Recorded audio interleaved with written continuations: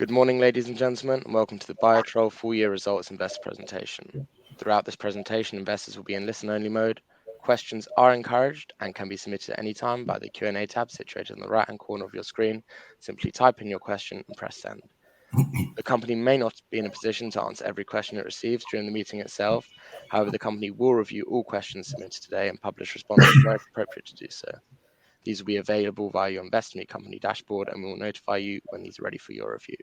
I would also like to remind you that this presentation is being recorded. Before we begin, I'd like to submit the following poll. And now I'd like to hand you over to David Traynor, CEO, and Nick Hellier, CFO. Good morning. Thank you, Ali. Good morning, everybody. Thanks very much for joining the call. I wanted to start off by reminding everybody of the core investment case of the company, because hopefully you'll see quite a lot of the themes that we talk about here come through in the rest of the presentation.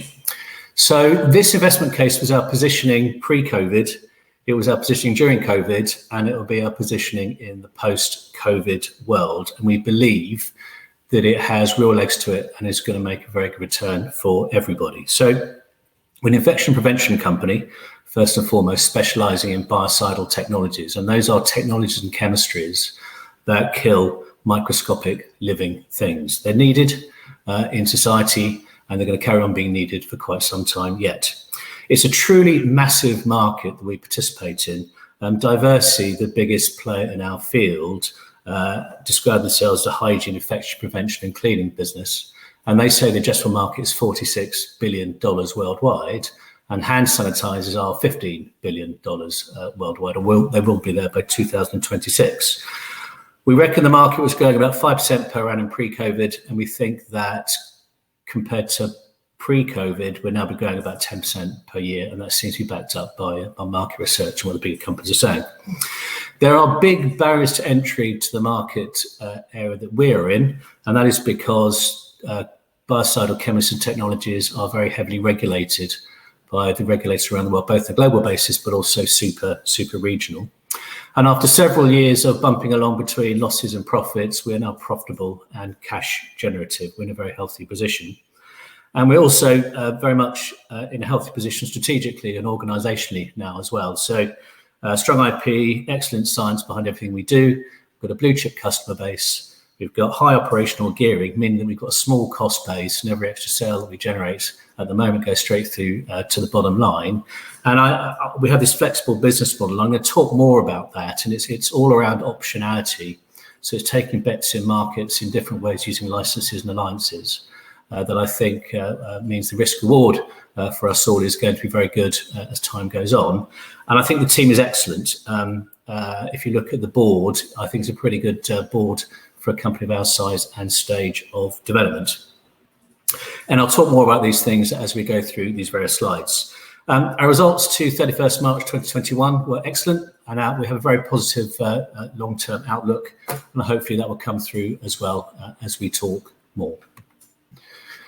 So coming on to the results for the year just gone, I mean, it's pretty clear it was a good year for us. Sales rose up above 11 million quid compared to 6 the previous year, so that's an 85% rise.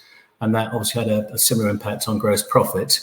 We managed to keep quite good control of costs during that time period. So 27% increase in costs that were mostly people, a little bit of extra R&D as well. The R&D money was being spent on extra claims and validating our chemistries against COVID and other similar viruses.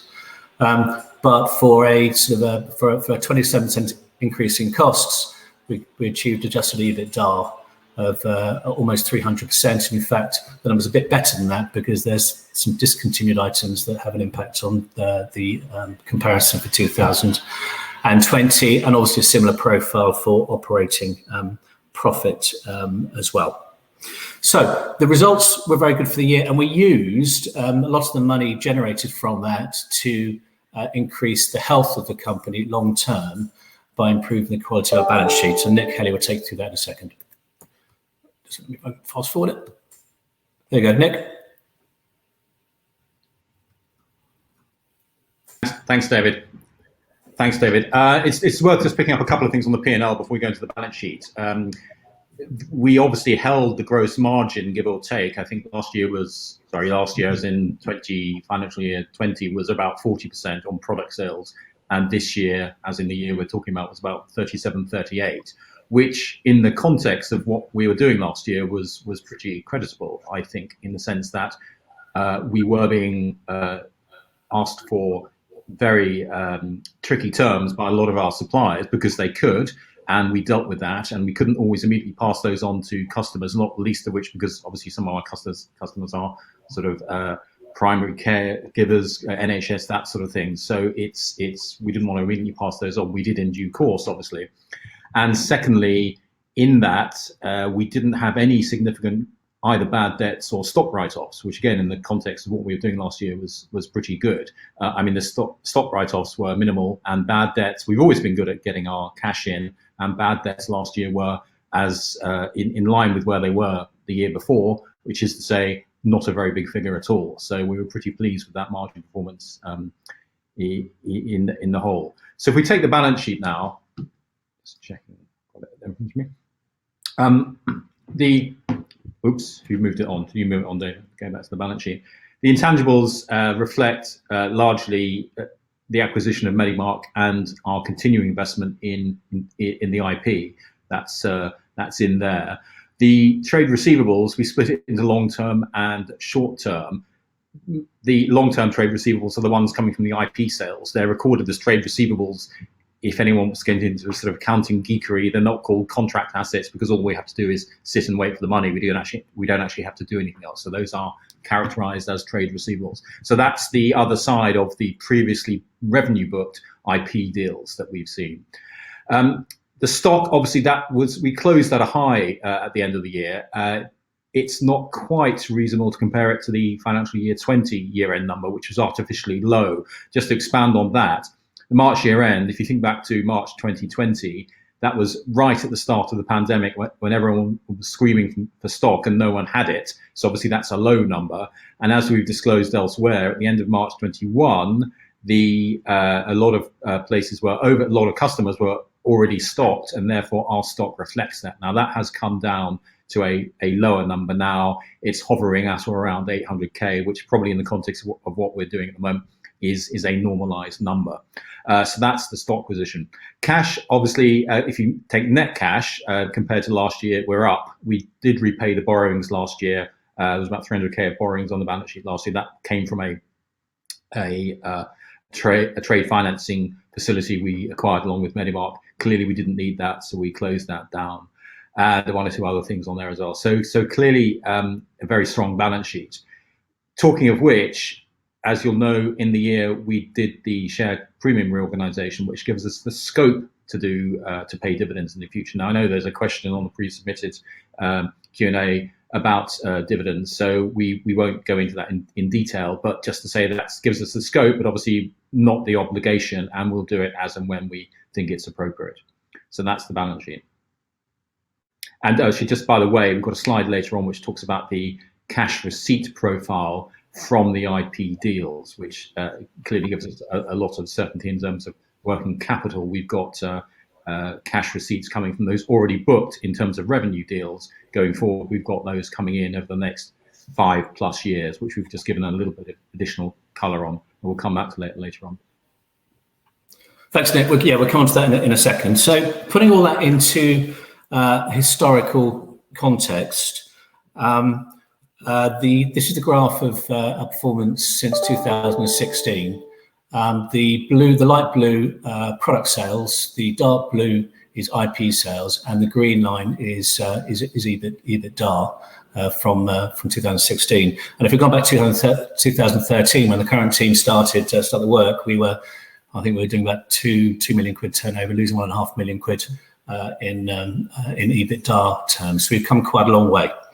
The business had been steadily improving pre-COVID, as you can see, and the COVID has been a big boost, obviously, in terms of profitability and cash generation for the business. But we were on quite a good path, and I expect us to carry on being a good path in the future. I think we've got our strategy right.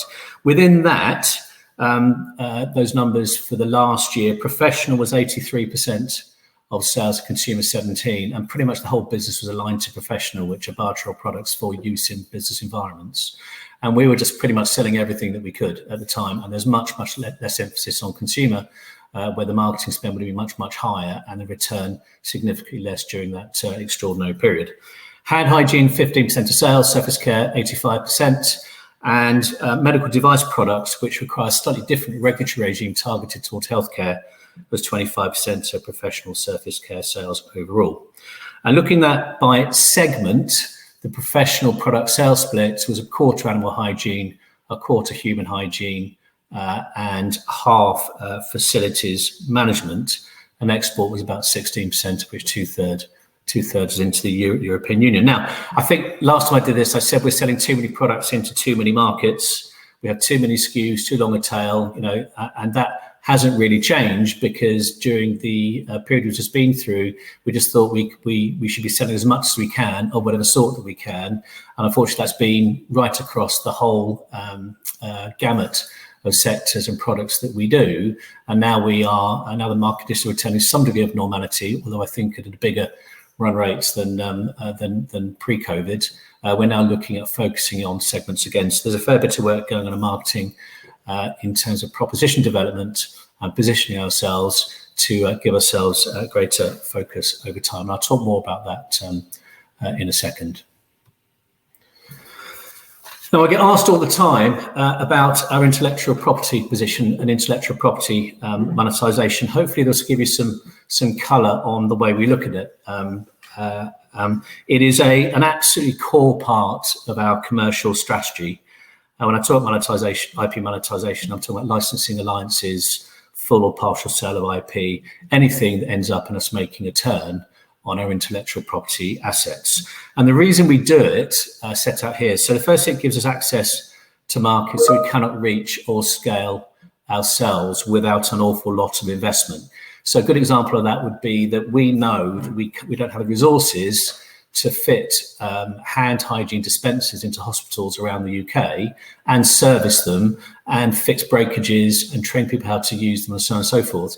So we're much better off supplying that chemistry to third parties that already have that infrastructure. And that's what led the deal with SC Johnson Professional in hand sanitisers in the UK and Irish NHSs.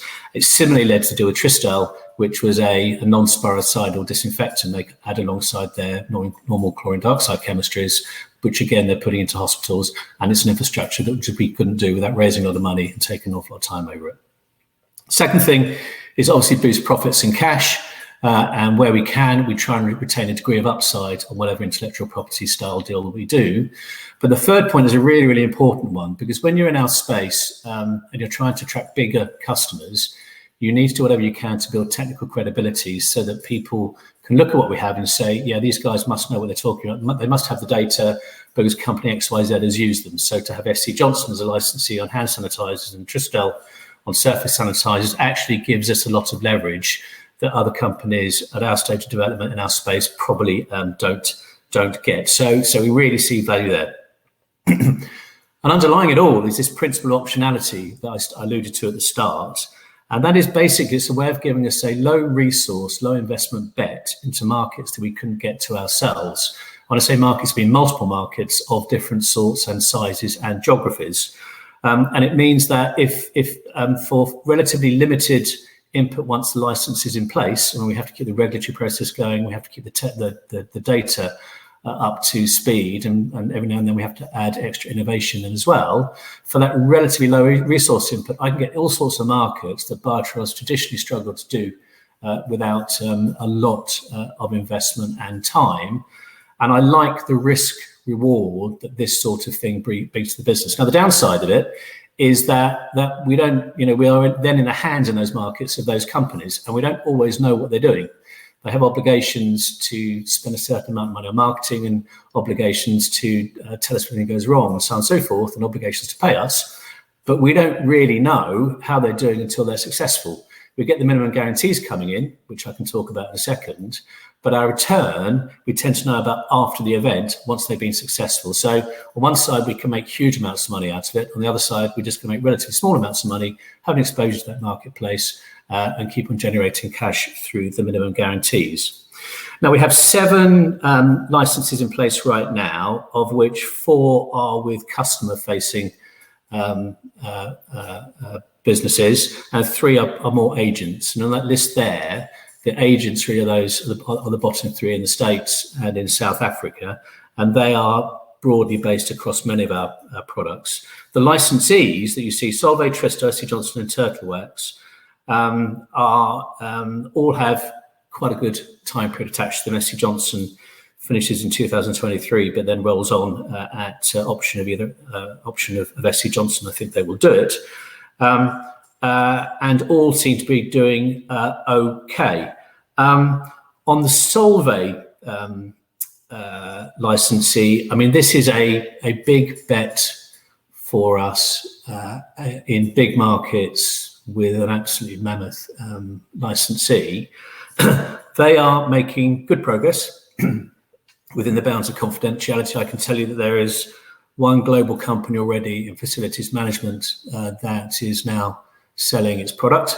Solvay branding and Axone branding doesn't appear in the product. It is just embedded within a new product for that company. 2 super regional, i.e. big regional players in Asia across B2B and B2C are now using their product. And there's one hot B2C customer in play as well. But they won't make a lot of progress until they have their EPA registrations in place, which are ongoing, and I think should be done either the end of this calendar year or fairly early in the next calendar year. And the reason that's so important is that the biggest customers want chemistries that can fit the global supply chain. They like the claims territory that we're in, but they want chemistries and supply chains that they can then standardize across the whole world to maximize their margins. And Solvay, I believe, is making very good progress in the States. I believe they want an EPA registration of very high quality in long-lasting germ kill relatively soon. And I think that will open up things to the sort of returns that we all want to make. But at the moment, it is relatively small. And I think in our projections via FinCap, we've assumed 200 grams worth of royalty this year, this calendar year, so this financial year from Solvay. I think the bigger returns are going to come in next financial year, and that'll be once they have their full EPA registration, they can start supplying these massive customers.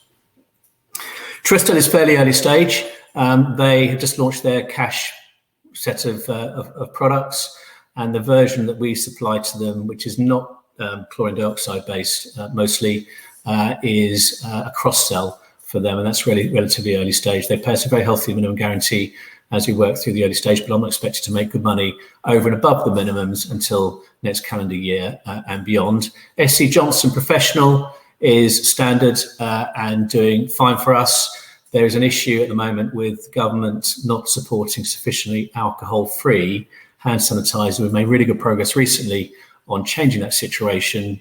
There's a recent working group led by UK government on supporting alcohol-free hand sanitizer alongside alcohol, i.e. agreeing that they are just as efficacious but also have benefits that alcohol does not. And gradually that's going to move into the broader world, and we should benefit in sales as well. Turtlewax is doing fine. They launched in the UK in Halfords for interior car cleaning, and we expect them to launch in other European countries soon. And then the other licensees, Integrated Resources, Advanced Hygienics, Bioworks, they're pretty much agents for us on core products, and I expect to report more on how they're doing around the half-year time, sort of closer towards Christmas. Now, in terms of economics on those,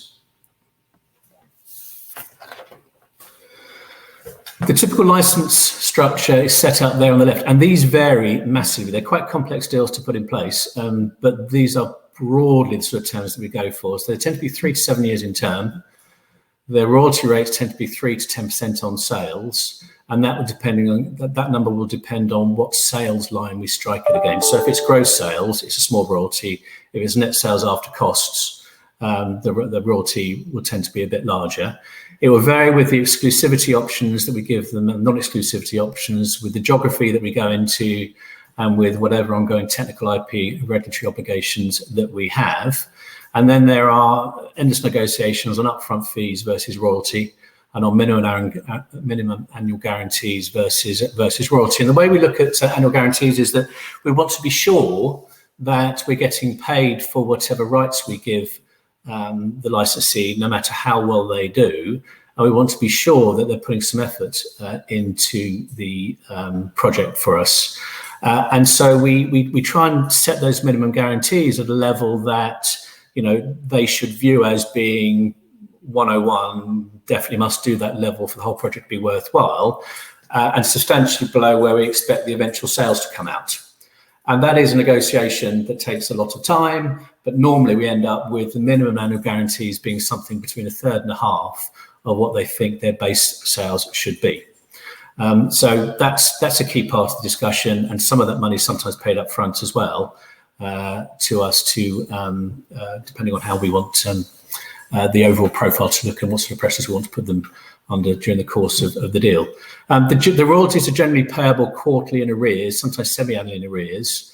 And when I say in arrears, I basically mean they get paid. They have to report on their sales normally within 30 days, sometimes 60 days of the end of a quarter or the half year, and then they get paid 30 to 60 days thereafter. So we're always behind a little bit as to how they're doing. And as most of our licenses at the moment are relatively early stage, I think we're still relying upon the minimum guarantees at the moment, but we're expecting that to change over time. And of course, we have legal audit rights over licensee sales. So they file in a report, and if we're worried about the report, then we can go in and have a look at their books. We've never done that so far, but we have those rights if we need to. Now, there are two things to remember on this. And number one is these are really complex deals. They're like M&A deals, and they take a long time to negotiate and to put in place. And being a listed company is sometimes unhelpful for us in that, because they know that we wish to report deals within certain reporting periods. And we try and make it, well, no, we don't, because it's more important the deal is right rather than the reporting period. And so the more I try and hurry our transactions through to hit reporting periods, the less good the deal tends to be. And so that's a constant trade-off that we're facing. But these take a long time to do. Once they're in place, they're great, but they are difficult things to do. And if you look at most of our competitors in this space, they tend not to license because it's a difficult thing to get right over time. So that's the first thing. The second thing is this minimum guarantee versus royalty split. As you know, we get the P&L benefit of guaranteed minimum royalties in year one. So if I have a 10-year license with £10 coming in per year, I'll put into my P&L in year one roughly 90, discounted for time value of money, but I only take cash of 10 in year one. In year two, for the minimums, basically I get nothing from my P&L unless the actual royalties exceed the minimums, but I get 10 of cash, and so on all the way through. In years where we're focusing on IP revenue, we will push for quite high minimum guarantees, because that then shows through our P&L, and and expect to get relatively low amounts coming through from actual royalty in the future. In very good years for product sale, less good years for IP, we'll go for low minimum guarantees and have a smaller P&L in year one. But then we know there's much more cash, much more P&L coming on in later years. And then, of course, we have the random factor of the customer having a view about how things should look as well. So we try and get the balance right. I can't always deliver to the time frame that people expect. I can't always deliver to the profile that people expect, and I can't always give visibility in a way that people can then project out into the future. But that's the way we try and do it. And once those deals are in place, it is very helpful. And of course, the ongoing cash that we're expected to come into the company over the preceding years is very helpful, and that's set out in the chart on the right. And Nick, I don't know if you want to comment on those numbers. I need to say that fairly obviously they're rounded, just because there's a lot of numbers which go into them, given the number of deals which David presented on the previous slide. So we just rounded them to the nearest 25, just to make sure that people don't get hung up if the actual number cash receipt turns out to be different in a year or two's time. Yeah, and it's a big number. So we had cash of 1.6 on the balance sheet. We had an excess stock of 200-300 grand, depending on how you view it. That's going to work out over time. And then this number here is a sizable number of, it's not cash, but it is financeable cash if we wish to do it. And there's always a risk that those companies we're talking to might not survive and might back out of the license some stage in the future. But that's quite a nice little bit of value in the business that I think people haven't really realised so far. Okay, so I was going to talk about IP. Happy to answer some more specific questions on that later on. Now, looking at the future now, I thought I'd start here with just again another reminder on strategy. And the way I position the business in fairly loose terms is that we're modelled on a pharmaceutical business.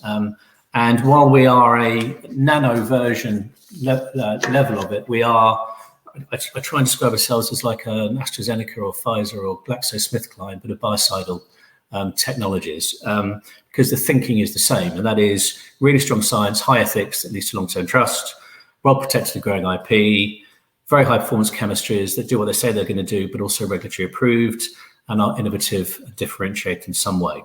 And I think that strategy will work. If you look at the way new biocidal chemistries are being financed these days, I see some similarities between pharma finance for early stage ideas now sort of being introduced into our market, which I like very much. Now we have our own technologies within the constraints of our resources, and we look for technologies that are disruptive, valuable in some way, and are regulatory approved. But we also increasingly are buying in technologies from third parties where we don't want to spend the money on owning that chemistry real estate ourselves, but where we can cross-sell. I think the trick we need to get right is to be much more focused in the segments that we're going into and much more focused on the technologies that we do view as being core in the future, and then being much clearer about the chemistries that we're buying in and the margins we expect to make when we're doing that. So I think that strategy has real legs to it for the long term, and we will carry on pursuing it into the future.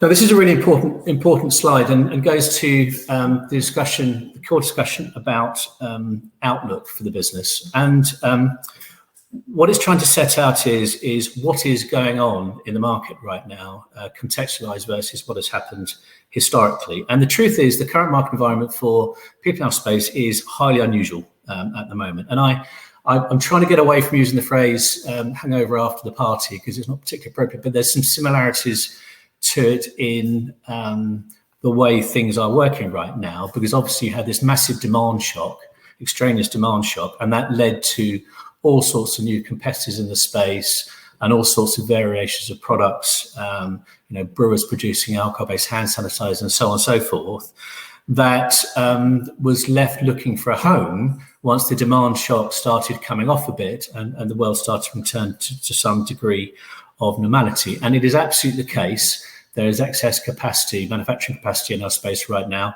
and there's quite a lot of overstocking in the core products, and we're gradually working our way through it as the world returns to normality, as opposed to actually hitting normality. So, for instance, facilities management, I read the other day that office use is only about 50% of what it was pre-COVID. That work-related travel is at about 50% also of pre-COVID, and it is all increasing, but only in the UK and the States, and other countries are struggling, including continental Europe. So it's gradually coming back, and most people in our industry are they don't actually know what's going to happen, and they're making some guesstimates on what market conditions are likely to be for the rest of the year and next year. So if you look at financial year 2021, and I think I said publicly before that half one was very good, quarter three was average, and quarter four was poor.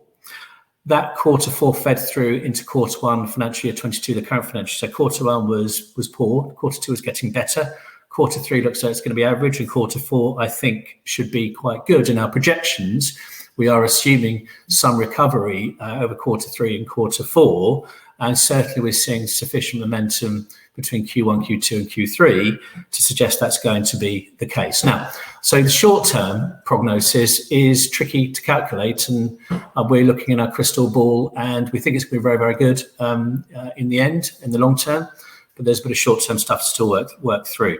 So going back to the historical analysis, the graph you saw before, but what I put in there is a red line showing market growth, and most market incumbents were projecting pre-COVID, our industry to be growing at 5% per year, and now they're talking about 8 to 10% per year versus pre-COVID. And if you look at people like Diversity and Ecolab, their sales compared to pre-COVID are marginally up, but they're projecting great things for the future based on increasing demand for infection prevention products. Now, where the win though is that a lot of this fluff of competition is going to disappear because a lot of people won't get their chemistries through the various regulatory processes now in place, and where the guillotine is now coming down on several chemistries that are currently being sold. So our view, and this is shared by, again, Ecolab, Diversity and others, is that sales growth should be at the 10% per year long-term trend, but earnings growth should be significantly higher than that as margins increase for the incumbents and as other less high-quality chemistries disappear. And when I look at our activities so far this year, the intellectual property side of the business is looking very, very good because bigger companies are looking for outsourced for products from third parties that they can then sell, that they don't need to do regulatory work for themselves. So long term, we're still really positive. If I want to be pessimistic, look 2022 and FinCat's projections, I could say actually market growth we should only be north of 7 million quid this current financial year. I think we'll beat that as projected by FinCat, but there's a reality to what's going on that I think should be factored in discussion a bit more than it has done so far. So the trick for us is to lock ourselves into that underlying growth in the market and to increase market share within it, which is where we're focusing right now. An encouragement underneath all this is M&A activity is quite strong in our space. And I saw Bain Capital just recently bought Lonza Specialty Chemicals, having bought and then resold Diversity back into the market, having bought Zenith Hygiene and others. And it feels to me like the money men see there's money being made here. As an example, for instance, and I'm in no way suggesting this is any reality, but we're generating EBITDA of 1.5, 2 million quid. Even if we were just doing £1 million, you could pretty much borrow all the money and buy us for debt right now. Particularly if you strip out the listing, the costs of being a listed company. I don't see that happening. I don't want that to happen. There's no intention to happen. We're not driving towards it, whatever. But I just think the pure financial underlying dynamics of it mean that we should be improving quite a lot from where we currently are. And the final thing I was going to say, so we've got to talk about the short-term headwinds. Obviously, there's a Brexit side of the business that we're dealing with. Most continental Europe is still quiet and is much more limited societally than the UK is right now. We are just working our way through all the various admin demands of the new paperwork that we're being required to do. We weren't expecting the UK to decide it was going to follow a different chemistry regime on biocides to European Union. So we're also looking at how that's going to work out as well. I think long term it'll be good, but there's some short-term adjustments, some extra costs that we have to absorb as we start reporting to new regulators in the UK also. We're also battling with VAT and all the various paperwork things that you'll have heard several people discussing in the media and in business forums. So what does that mean that we're going to be doing for the remainder of this financial year into 2023? Well, the short-term focus is on IP monetization of deals. So that's trying to make the best of the existing licenses that we've got and to find new licenses and new IP transactions. And I'm confident we will be delivering those. They're complex, they take time, just a bit of patience, but patience leads to better deals overall.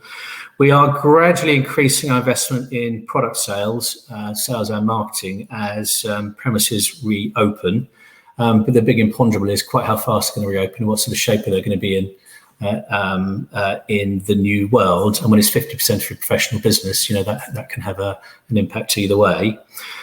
We still need to integrate Medimark, and we are now getting on with it. And we're reducing costs and maximising synergies. And we're now doing the things I said I was going to do pre-COVID, but then I stopped when COVID happened because we just wanted all hands to decks to sell as many products as we can to as many people as we can as quickly as we could. So that has been delayed, but that's now going to help us on the cost side of the business and make us a much more efficient business.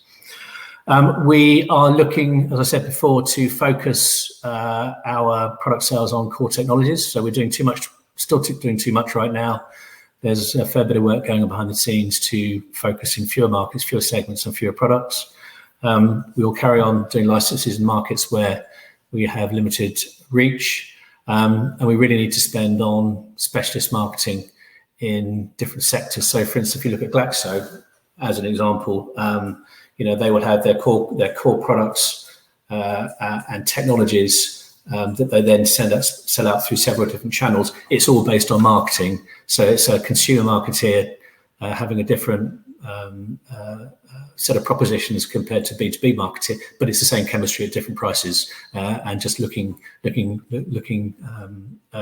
on pack and with different claims. We're going to be doing that, but that requires investment in people and research. We will have some non-core technologies that we are going to look to sell. But again, we look to sell things with ongoing upside and future royalty stream, and we're to carry on building optionality into the business, because there will be a time when several of these licenses will come off at the same time, and as well as making the minimum guarantees, we're making significantly more money on top of that as well, and that will generate more cash we can then put back into the business and grow even faster. And we're also going to consider some bolt-on acquisitions. So we don't have anything active right now, and we realise that there's a very heavy risk profile attached to acquisitions. But in such a fast-changing world, there will be opportunities for us to add greater scale to the business, which is one of our issues, in a way where the risk reward works for all parties. So there's a lot going on. I was going to finish with just a description of the portfolio of products that we have. And when I started this job, 2013-14, we basically had one chemistry, one formulation that we tried to sell into as many markets as we could. And that formulation was under question for the European Union, as one of the ingredients was being examined as a potential carcinogen. So we had to move out of that quite quickly. So since then, the portfolio has increased quite substantially. BYOTROL 24 is the US EPA registered product where the chemistry is liked in the States by regulators, but not liked in the European Union. So that only really now has potential in the US. And that's the chemistry we've licensed out to Integrated Resources. That's doing quite nicely already and has done a quite high profile license with Turtle Wax into B2B and B2C. Because I can't take that formulation globally, we are viewing that as something that we're going to monetize as well as we can and run for cash in the most efficient way that we can, while supporting Integrated Resources in their own efforts. Actizone was the chemistry we came up with jointly with Solvay, again, long-lasting antiviral, antibacterial kill for surfaces. And was designed to replace the original BYOTROL formulation, which is the core of BYOTROL 24. And that, I've talked about that, we're making progress on that. I think the real progress will happen once EPA registrations come through. We have launched our own version of it, which is that blue pack there, blue trigger spray, which is the Mirius Hycolin 24. That is now starting to get into a few UK supermarkets. The environment for direct-to-consumer, long-lasting germ kill is a little bit difficult right now because Microban is heavily price discounting its launch. So Microban, I think, was doing $250 million worth of sales in the States with a US-approved formulation. It tried the same thing in Europe at a price point of £4 for 750 ml spray, spent millions and millions of quid in advertising, and our plan was to come in next to it at a significantly lower price point with a better execution. And I think they got a bit scared now been heavily discounting the price. Since then, Lifebuoy have come in as well with a longer lasting germ kill spray that I think is more marketing spin and smoke and mirrors than actual efficacy. But it's caused a little bit of a slowdown in buyers looking at the space because they're a bit worried about the category. And that will come back once the price activities of microburn are finished. And once we can spend a bit more marketing. So that will be a long-term win. We haven't actually publicised that too much because it's a bit of a test for us to see how it goes, and we'll put money behind it when we see where the real opportunity lies. HLD4 Cruise is a workmanlike, a workhorse disinfectant that doesn't have any long-lasting germ kill claims, but is really high performance at very low cost in use. And that's the chemistry that we have outsourced. We have out-licensed to Tristel for sale into the NHS alongside their chlorine dioxide chemistries. And we also sell that into vet premises and facilities management companies. It's a good product based on efficient pricing and high performance claims. Quat-free sanitizer is a sanitizer especially for the food markets in the UK, where quaternary ammonium compounds type of biocide is not popular due to fears of it building up in the food chain. That we sell via Rentokil Initial and a few other licensees as well. That is, again, not long-term for us. We're just making as much of it as we can for relatively low resource. On the surface care side of the business, basically we're focusing on Actazone and HLD for Cruise as our long-term wins and other things that we will buy in from third parties on a case-by-case basis. So that's surface care. And on the other areas of activity, skincare. So Virtue is our alcohol-free hand sanitizer that we license out to SC Johnson, Traffic Live, Rentokil Initial, Boots, and a variety of others. Sorry, it's not a license in Boots. We just sell it to Boots directly in a finished product form. That is a big area for growth for us. We've been held back a bit, again, through government and EU regulations recommending that people have to have something 75% plus alcohol for it to be effective. And I think last time I did this, I said that's complete rubbish. Other chemistries work equally well. And in fact, the biggest selling form of surgical scrub has no alcohol in it, or very limited alcohol in it. So we have spent some money and we have been instrumental in leading to the UK government saying that alcohol-free hand sanitizers will now be considered a level playing field with alcohol, and that we think will come into legislation and be passed by regulators relatively soon, and that will then should open the door. And if you think that a third to a half people in the world prefer alcohol-free feel on their skin compared to alcohol, I think the prize is substantial. There'll be other people coming into the marketplace, but to achieve the regulatory approvals for it with the performance is very, very difficult. So that will carry on being something that we invest in and we seek to grow. And as an example of how the hand sanitizer market is going, I know that you'll probably be being given alcohol-free hand sanitizers free by shops and people left, right and centre as they destock. Actually, sales into Boots are increasing at the moment of our version. So while there seems to be a glut of alcohol, I think alcohol-free is destined for very big things in the future. And then finally, seaweed, sustainables, which we call Project Neptune. The academics are coming to the end of the research program that we had with them. They are confirming that this is a very efficacious antiviral chemistry. We think we know how it works as well, which is key to understanding how to formulate with it. And we're busily working our way through the supply chain for it and how to manufacture it and how to make it for a price that people will buy in, both in our core products, but also non-core products, including animal foodstuffs. We are just about to start the sales and marketing cycle for it based on the data that we currently have, but it's going to be a bit of a slow burn.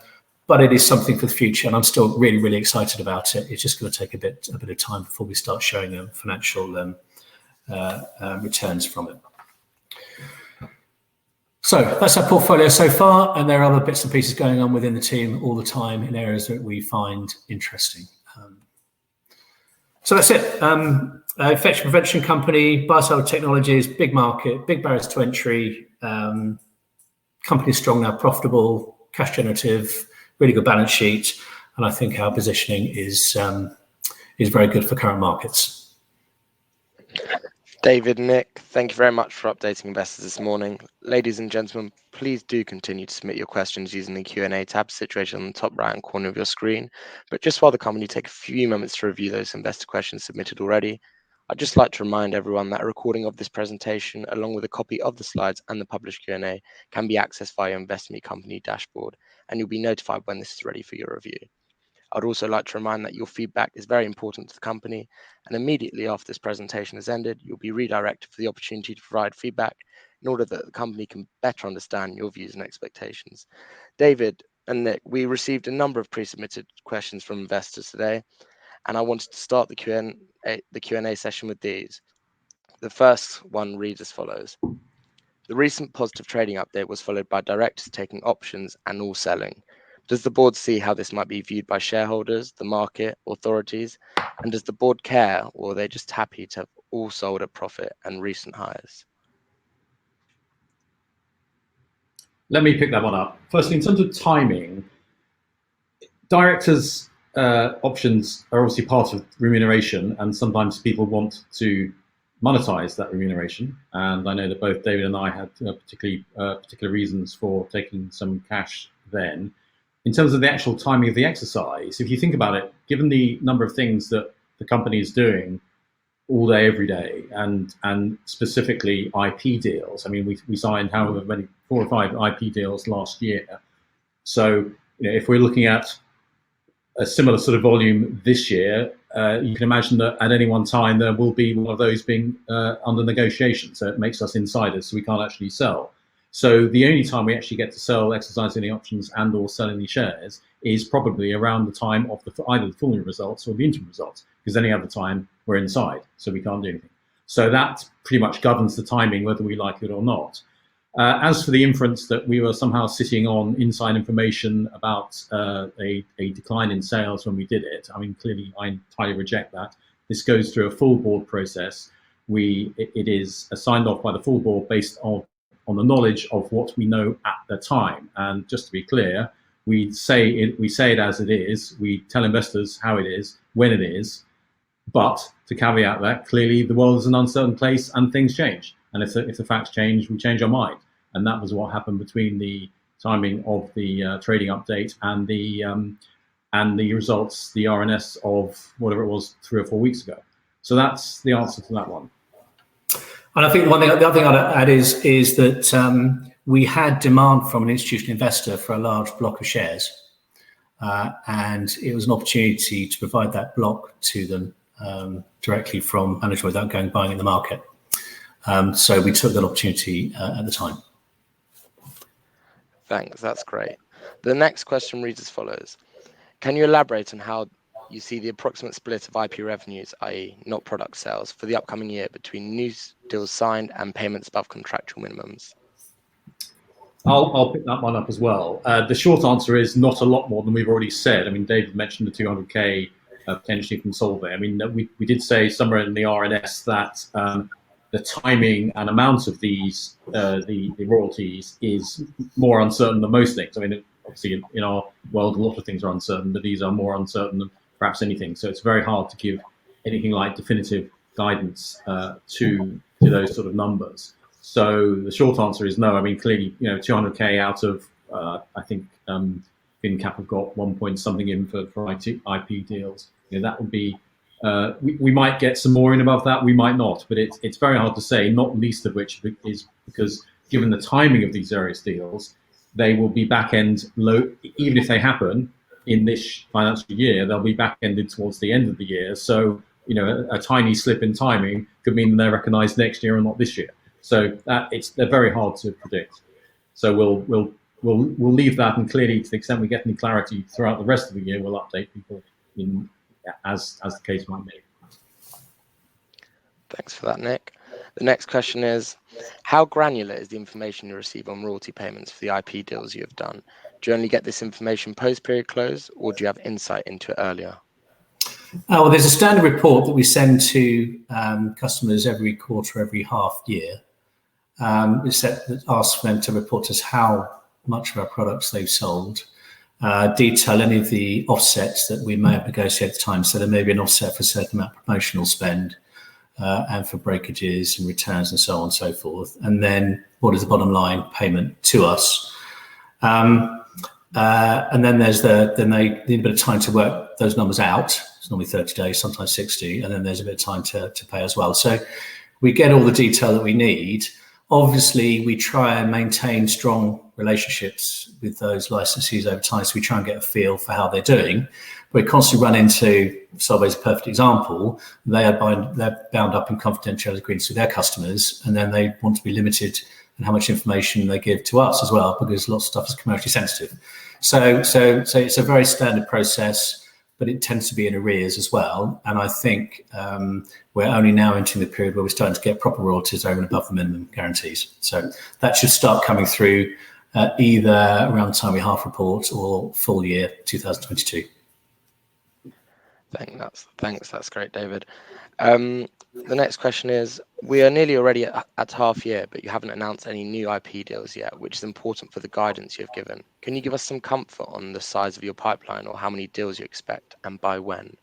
Well, yeah, so this goes back to something I was saying before, where these are complex things, they take time to do, and it's difficult to say exactly when they're going to happen. All I can say is that we have to go through a board process of looking at our projections on a regular basis. If those projections are going to change, we have to put out a note to the market, up or downside. That's just a legal requirement. And we have enormous numbers of very painful, long discussions about whether we're giving, about what information we should be putting out and how accurate it's going to be and how validated is it going to be.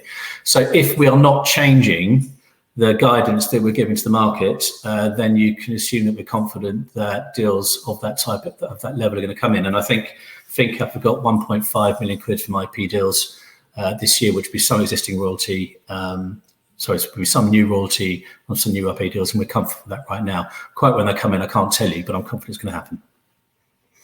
Thanks, that's great. Your guidance for 10 to 20% lower product sales for the year, is that basically the level you're currently experiencing, or assume some sort of further recovery in the second half from current levels? Please help us understand your assumptions. Yeah, so quarter, as I said, quarter one poor, quarter two better and growing consistently month on month. Quarter three, we think we average. Quarter four, we think we'll be quite good. So there is some projections going in there, but those projections are based on bottom-up analyses of all of our core customers of what they think they're going to sell. So you speak to them all.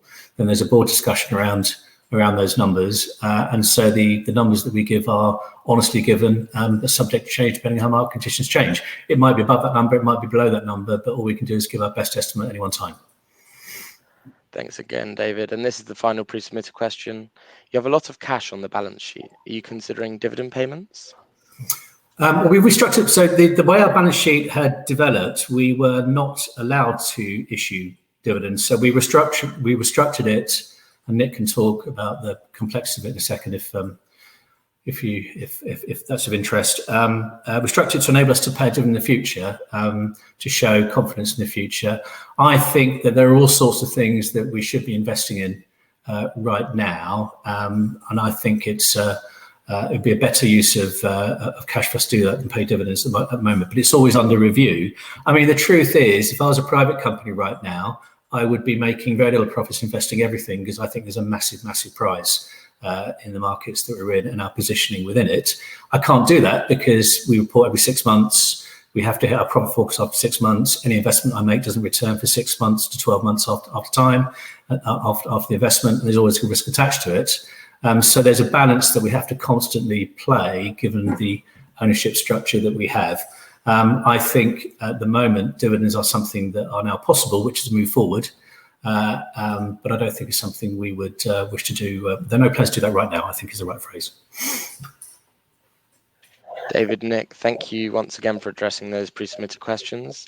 Investors have submitted several questions during the presentation today, and I wanted to hand back to you guys to respond to those where it's appropriate for you guys to do so.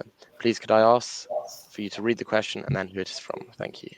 Okay, so I've talked about Tristel already. There's a question on Tristel, so I've talked about that. On your sales website, a significant number of products have been and are quote out of stock. Is this due to demand on third-party manufacturing?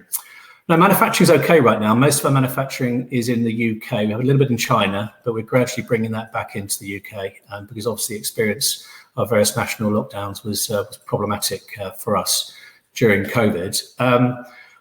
I think what you're seeing there is, number one, a website that needs refreshing, and that's part of the integration process between Medimark and BYOTROL that's ongoing, and there'll be a new all singing, all dancing version as soon as we can get it complete and functioning. And it's also a factor of increasing our focus. So moving away from some long tail products to core products that's going to help us increase economies of scale and make us a healthier business. So it's a combination of those things. I'm a bit embarrassed about our website. These things take time to change, and it's just a question of our priorities right now. But there's a process going on behind the scenes. So that's website. We talked about dividend. Yeah, I've got a question on why we're not doing more sales of alcohol-free hand sanitizer, particularly to Muslim faith, and that comes down to regulatory. It's been very painful in the last year or so to have to listen to regulators and government officials saying that the only thing that works on COVID is alcohol. Complete rubbish. Lots of things work. The first step was to get that particular stance challenged with regulators and with health professionals, and I think we've done that through working behind the scenes alongside the working group run by Ian Duncan-Smith and others. And I think that's going to change over time. So our bet is that alcohol-free is going to be a very big thing for the future, and that we're well placed because we have something that works, and many of the similar chemistries do not. Yeah, and there's a question about whether we should spend more on advertising and marketing in that space. Well, we are, but it's more PR than advertising and marketing. I think we needed to get the PR side of it correct, and we needed to convince more people that using alcohol-free was actually going to be very safe on your skins if all the necessary regulatory tests had been passed, which our have been. Again, I think that's going to be a big place for us. Is there scope for BYOTROL to produce a personal deodorant, alcohol-free, aluminium-free? Is there a gap in this market? Yes, but we're not working on it right now. To have products of that type out of the marketplace takes a lot of R&D investment, their marketing investment, and I get a bit worried that we then get diverted from the core sale of infection control products, which deodorants are not. Regarding the IP monetization slide, are the expiry dates when the licensee has free use of the IP, or simply when the license ends and the licensee can decide whether to stop or continue under a new license?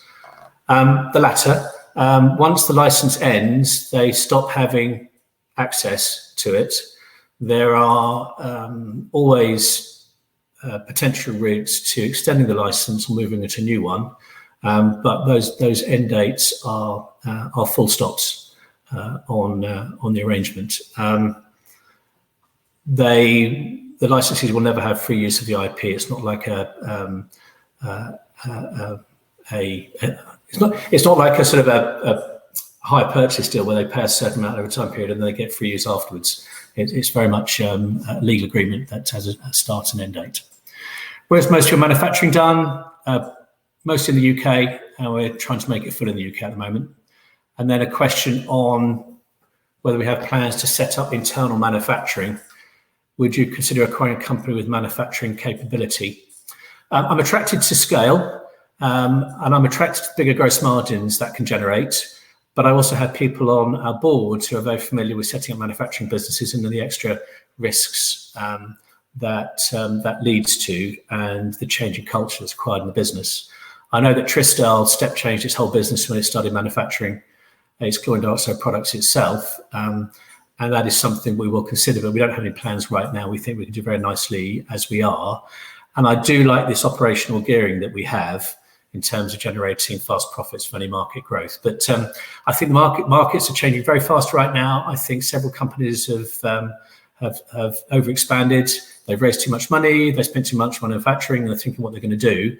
And I think there are several privately owned companies that were looking at huge valuations for their companies during COVID, are now a bit worried about how they're going to make their money. So there will be opportunities, but again, we have no immediate plans, and we are cautious and considered about looking at those things.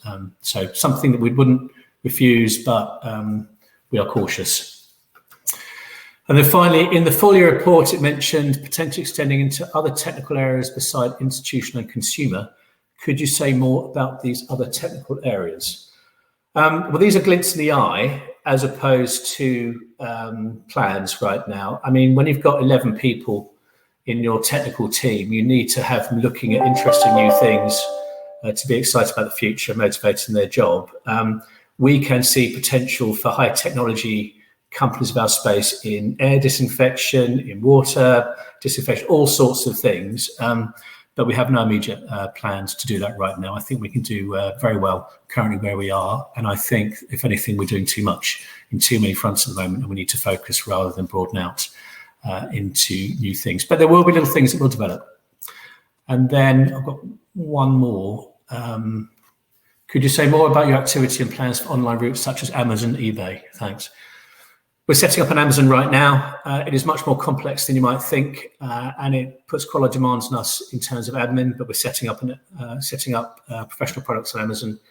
And we're also doing a direct-to-consumer test on hand sanitizer, which is the Amazon platform as well. So that's something for the future. And sorry, one's come in at the very last moment. Wind in Indonesia has an aerosol Axone product, which appears to be selling well. Do you see scope for BYOTROL to introduce an aerosol Actazone product? Yes, we do. We do. We think aerosol is a good place for the future.